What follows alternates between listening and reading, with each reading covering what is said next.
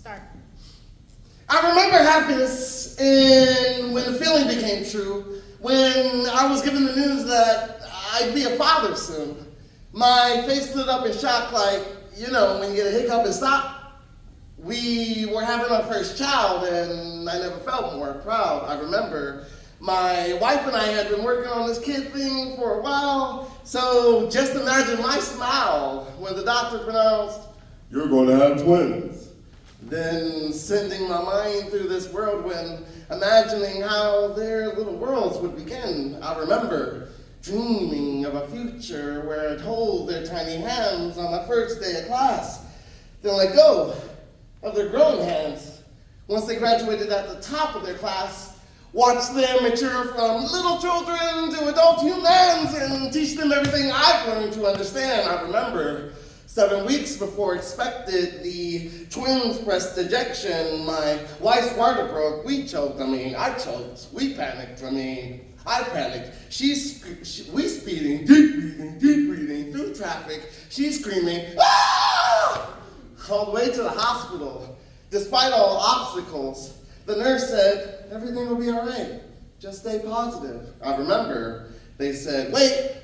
Took my wife away to operate and said, "Wait," escorted me outside into the hallway as nurses collided with one another, and one of the other doctors said that something's wrong.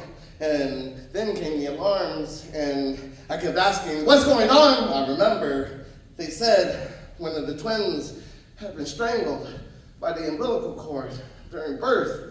And though the other twin had survived, she had swallowed too much blood left by the other twin. I remember asking over and over and over again, "Is she still alive? Is she still alive? Is she still alive?" And pushing the doctor aside to find my wife in bed with flooded eyes, and in the window next to her was my baby girl. She had wires and needles plugged into her world, tubes down her throat. She was gasping for air like a fish outside of his bowl. Her tiny arms and legs began to convulse. Her EKG ran raging on her pulse. I remember her pounding and beating against the hollow window until my tears filled the glass, because I couldn't save her. They couldn't save her until her end. And I remember they did everything possible to save our twins.